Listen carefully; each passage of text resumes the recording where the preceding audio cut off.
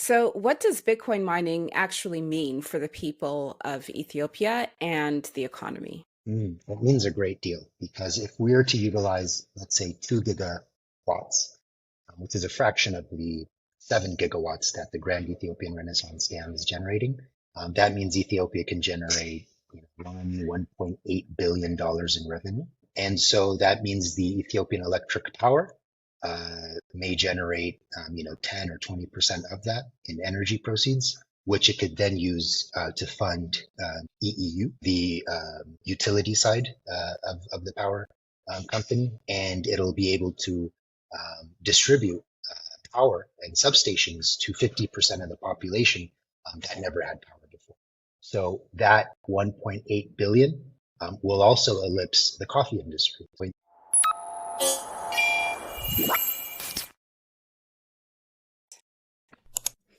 Hi, Cal. How are you today? Fantastic, Saida. How are you? I'm good, thank you. And congratulations again for the little bun that's cooking in the oven. Thank you, thank you, thank you. I am about 3 or 4 months away from being a father, so I'm very excited. It's very exciting indeed. Well, welcome to Ask a Bitcoiner 21 Questions, where the goal is to answer 21 questions in about 10 minutes. I've sent you the questions ahead of time, but I've swapped out one question for a surprise question. All right. Good. So we're going to start soon, but before we get started, can you introduce yourself to the audience? My name is Kal Kassa. I am the founder and educator at Bitcoin Birr. We do free Bitcoin education for Ethiopians here in East Africa. We also provide advisory services, increasingly liquidity services. Oh, very nice. Very nice. I think when we connected the first time, it was like 2 years ago. You were just starting Bitcoin Birr. And how do I pronounce it? Bitcoin Birr. Is that it? Yeah, you're doing a good job. Bitcoin Birr. And then we also talked about Bitcoin Natfa. So Birr Yeah. is the Ethiopian currency, and Natfa is the Eritrean currency. So it's kind of Yeah. showing them that, the currency is often fluid and there's a better money. And so yeah, we've been focusing on education for 3 years now, and God bless, it's been going well. Amen. And I just have to say as well that this edition of Ask a Bitcoiner 21 Questions is kind of special because a lot of the questions are centered around Bitcoin mining in Ethiopia. So we're going to get Perfect. to it. Before we start, do you have any questions for me?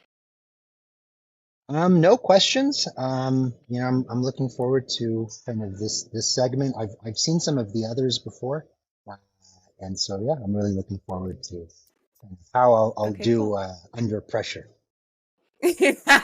No pressure. So here's the timer, 10 minutes. I'm going to grab the first question. Da, da, da, da. And we will start. What's behind the timing of the announcement to mine Bitcoin in Ethiopia?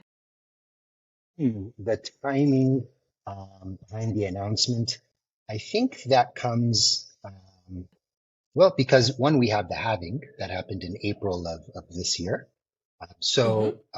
In a lot of countries, it's not as, let's say, profitable to mine Bitcoin. And so the cost of production in Ethiopia for Bitcoin is much lower, and it'll allow us to Hmm. be competitive. Okay. Next question. Oh, nothing to do with mining. How did you discover Thomas Sowell? I saw you tweet about him a while back. Sure. So Thomas Sowell, I think I was introduced to him through YouTube. So I follow a Hmm. lot of Austrian kind of economic nerds and Mises Institute guys, and of course, Saifedean Unless. Hmm. Probably one of my favorite Bitcoin books, right? The Bitcoin Standard. Hmm. And also I grew up in California. My father's favorite, weekend vacation spot was Stanford University. So the Hmm. Hoover Institute is well renowned for its various, let's say, libertarian programs, and Thomas Sowell is definitely one of them. Okay, very nice. What are your thoughts on Marathon entering an agreement with the Kenyan government to mine Bitcoin? I think this is great. Marathon, they've obviously, done Ethiopia and Africa a big favor in giving us a case study for how it's possible for big kind of publicly traded American companies to enter Africa. So William Maroto welcoming them in, I think through the American Chamber of Commerce, and accepting, I believe it's $80 million of investment in this phase. I think it's a great kind of cornerstone of achievement for an African country, and hopefully other African countries can see this as an example. Yeah. Okay, so where are the best places to visit as a tourist in Ethiopia? Oh, the best places to visit. I'm a big fan of the capital, Addis Ababa. But if you're to leave the capital, I would suggest something like Afar region, the Danakil Depression.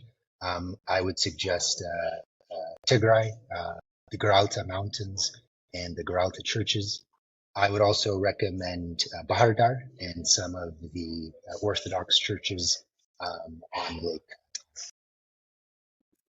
Yeah, Lake Tana. Gorgeous. I flew over it. So beautiful. You'll have to come back, huh? Uh It's been a while. yeah, I know. I really really want to. One of my best solo trips ever. And yeah, not about me. We'll continue with the questions and then afterward I'll indulge. What do foreigners need to know about Ethiopia? What do foreigners need to know? We're at a very high altitude, so about 2 to 3,000 meters above sea level, especially here in the capital. And so that gives us a kind of a range of climates, kind of chilly, right? Think of San Francisco or something like this. And also we have fantastic food. We have kind of an ancient culture. And I think we have a really unique kind of geography in this world, right? So we're close to many regions, so we have a nice kind of diversity and a nice mix within us. So you can find a lot of things in Ethiopia, but our tradition, our religion, 100 million, 120 million population, and all of those things make us a very exciting country to visit. Yeah. What year is it in Ethiopia? We're about 7, 8 years behind. So I think that makes us 2016. Our new year is not January 1st, but September 11th. So we have a older calendar, Gregorian. And so yeah, it's technically 2016 or so. Yeah, and technically I'm a lot younger. You sure Still are. living the life. Okay, so besides Bitcoin mining, which other industries or investments are making their way to Ethiopia? Mm. So I would look at things like fast-moving consumer goods. We have a big population. They're young. They're increasingly middle class. So fast-moving consumer goods. Now inputs and dollars are always a challenge. So you might also look into something like outsourcing um, because we have young talent, and they're able to provide a Hmm. value for companies in the outside and generate a dollar based income. So outsourcing services, or sometimes they call them BPO, business process Hmm. outsourcing or business process services. I think those type of industries and tasks are going to leave the Indias and come into the. Very nice. So, what does Bitcoin mining actually mean for the people of Ethiopia and the economy? That means a great deal because if we are to utilize, let's say, 2 gigawatts, which is a fraction of the 7 gigawatts that the Grand Ethiopian Renaissance Dam is generating, that means Ethiopia can generate $1.8 billion in revenue.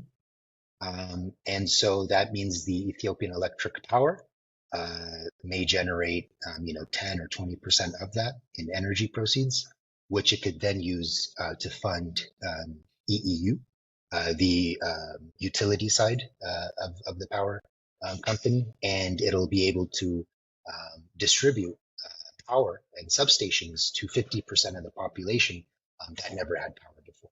So that 1.8 billion will also ellipse the coffee industry. So Ethiopia is known for coffee, but we only Yeah. generate 1.3, 1.5 billion dollars a year.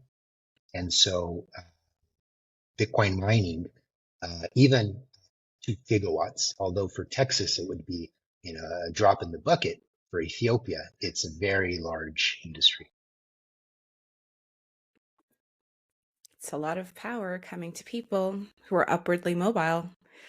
Um, so is this the beginning of game theory playing out on the African continent when it comes to mining? Game theory. I wish I knew more about this subject because I think it is, and I've been Hmm. hearing more people talk about it.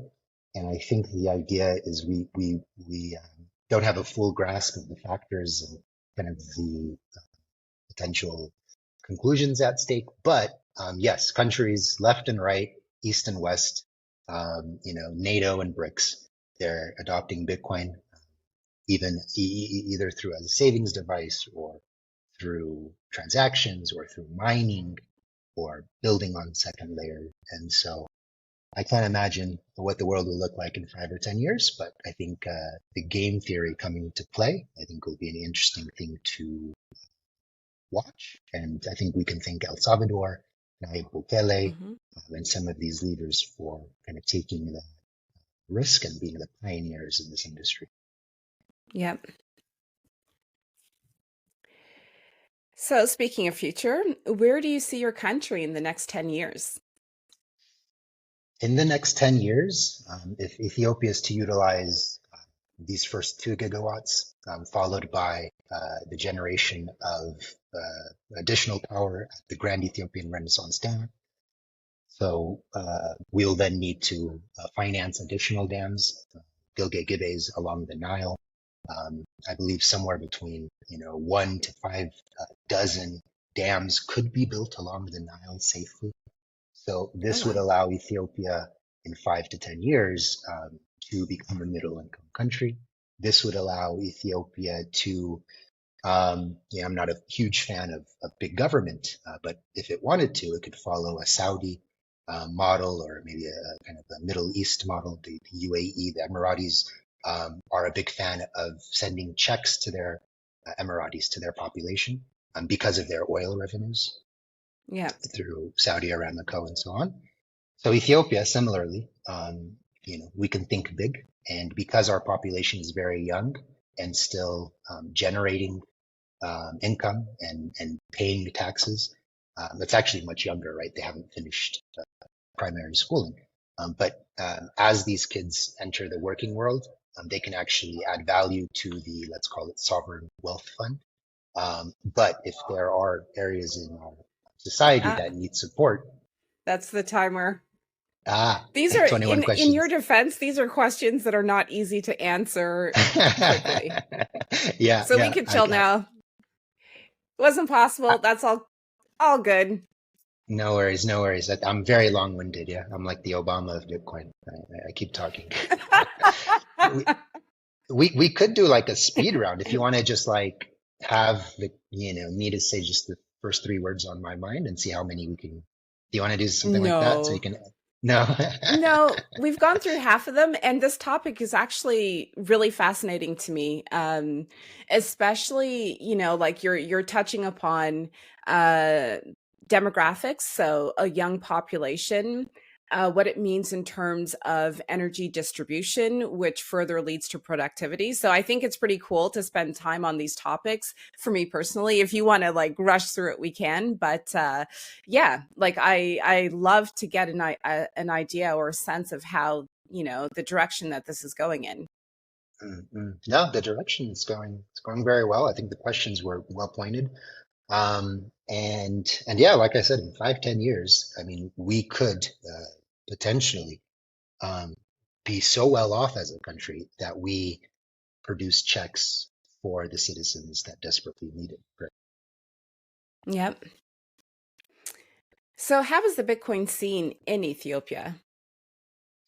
Up and coming. I mean, I think the scene here is more tied to kind of the mining side, the industrial side. Hmm. Let's, add the energy inputs and see what rewards that we can get out of it. I think I would like to see more of the Austrian spirit, of the libertarian spirit, of the idea that, you control your own destiny, that you're sovereign. But, your circumstances kind of really influence a lot of those thoughts. And so I think Jack Dorsey recently said, it's really not about freedom of speech, but it's about having, I'm forgetting the exact word he used, but having kind of the freedoms in general. So, um, Yep. yeah, I think Ethiopia is, getting there. I have a bonus question for you. I hope I Okay. remember it. Okay, so next listed question. Has there been any pushback since the announcement of Bitcoin mining? I'm sure there has. We have, let's call it distributed or regions and states in Ethiopia. We have ministers that are able to act with a great deal of let's call it sovereignty within their own domains. So if we were to ask a lot of these ministers, there might be some pushback Hmm. online, on Facebook, on Instagram, on Twitter. There's pushback, but that's all a learning opportunity. Yep. So you recently announced on X that you'll be a dad. Mhm. Congratulations again.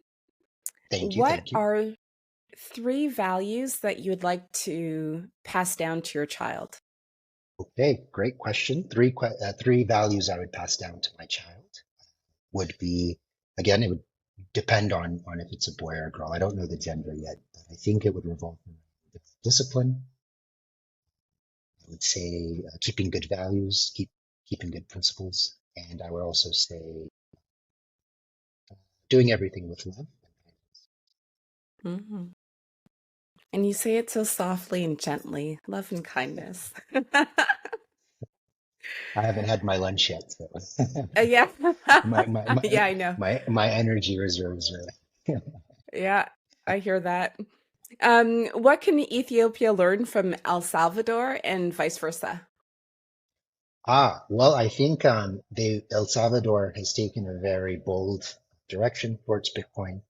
It's raising money for purposes of power production, Yeah. geohydro, Bitcoin mining, etc.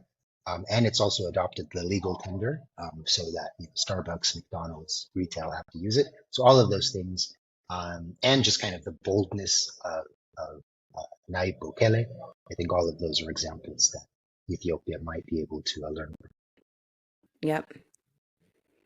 How does it feel to have you said you grew up in California. I thought you'd grown up in Texas. So this question, I'll read it to you and then it doesn't apply, but I'll read it anyways, and then I'll switch it out with another question. So how does it feel to have a foot in two places where Bitcoin mining is happening, Texas and Ethiopia? It applies because now I'm thinking, what is a foothold, right? Bitcoin Birr LLC is registered in Texas. Oh, I okay. consider California my home, right? That's where I grew up 20 years. But I think the future is increasingly moving towards Africa, and I'm Ethiopian by heritage and nationality and all of this. So it feels great, and I think we're going to move towards less borders, less divisiveness within our borders, and so we'll be able to trade effectively. We'll be able to have currencies that work globally, and so hopefully the concept of nation state, although it's great for pride and culture, and you don't want to lose a lot of those characteristics of what makes an American American or an Ethiopian Ethiopian. But I think technology will be able to bridge and connect us in many more ways. Yep. Yep. Definitely. Okay. This is the surprise question. Which Ethiopian leader, past or present, would have been a Bitcoiner?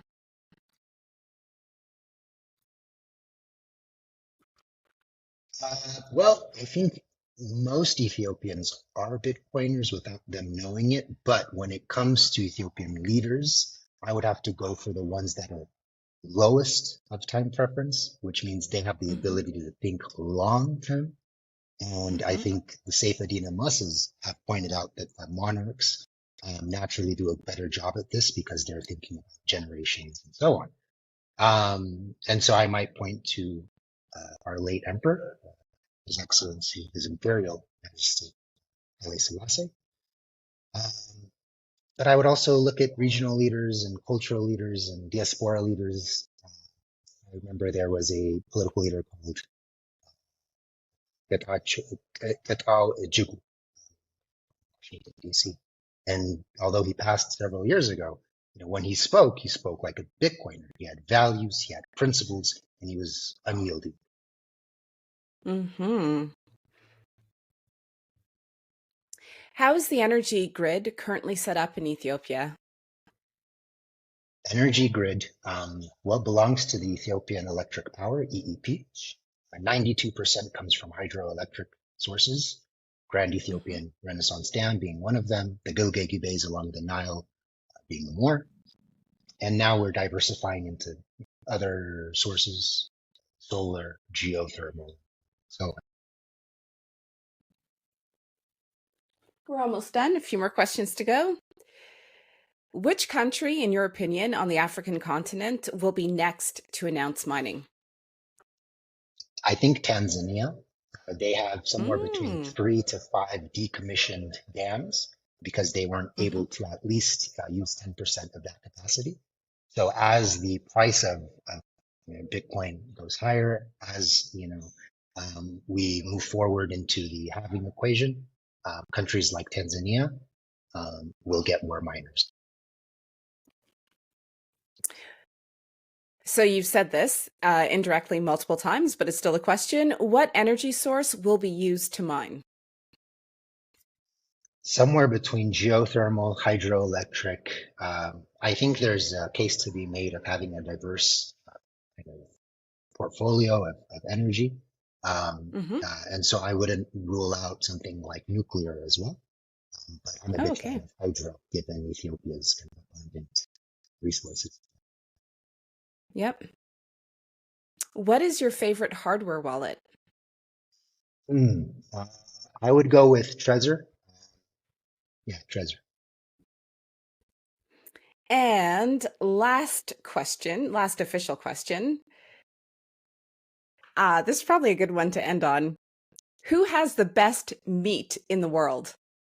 The best meat in the world. I haven't been to many countries, but I'm going to say somewhere between Ethiopia, Texas, specifically Texas, and I've heard a lot about Argentina, so I'll say Argentina, although I haven't been there. Okay, so no Kenya, no Namibia, Yes, Ethiopia, Texas, Argentina. that's right, that's right. You're either smoking it into a brisket or you're eating it raw. So I think those are the two options for me. Yeah, there's a lot of raw beef or raw meat in Ethiopia I saw as well. That's right, that's right. That's how I prefer to eat it. That's hardcore. And so the bonus question just goes back to sort of the libertarian Austrian way of approaching the world. How is that complementary to, or how could that contradict Orthodox Christianity? Because that's the primary religion in Ethiopia, right? Well, I wouldn't say primary, but maybe. We also have a large Muslim population. We have a growing Okay. Protestant population. But you're right, 98, 99% of Ethiopians consider themselves religious. So it's one of the Hmm. top five, countries says this. And, I think when it comes to the Austrian model, we could look at the ethics of money, which is an actual book, Hmm. right? But we can also look at actual scripture and what it says about money. And it's quite in line with the Mises Institute.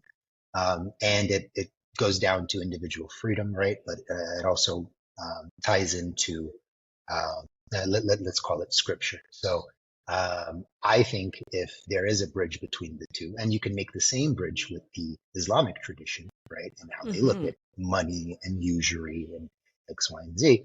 Um, and so I think even if you're not religious, anyone with, um, half a brain and some Yeah. ability to reason and think about principle and logic and history and the challenges of moving money and protecting money through history will arrive to the same conclusions in Austrian or Mises Institute fellow. Yeah. So it's about education and helping people make the connection between the two ultimately. Yeah, yeah. I think the Yeah. education. I think all of those things will come true through time. So yeah, I'm very optimistic. Yeah. Well, Cal, thank you so much for taking time out of your very busy day to answer 21 questions. Before we sign off, can you tell people where they can find you on social media? I know that you have a very active Telegram group. Absolutely. They can find me on Twitter at Kal Kassa. They can find me at GitHub, Bitcoin Birr. GitHub has moved into Telegram, so we have another group there. And so, yeah, once you kind of dive into our rabbit hole, it kind of gets deeper and deeper. So, um, feel free to follow at LinkedIn, Instagram. We have volunteers and moderators creating conversations everywhere. So Nice. yeah, look us up and look forward to engaging with all of the students. All right. Thank you. Thank you, thank you, thank you, Saida.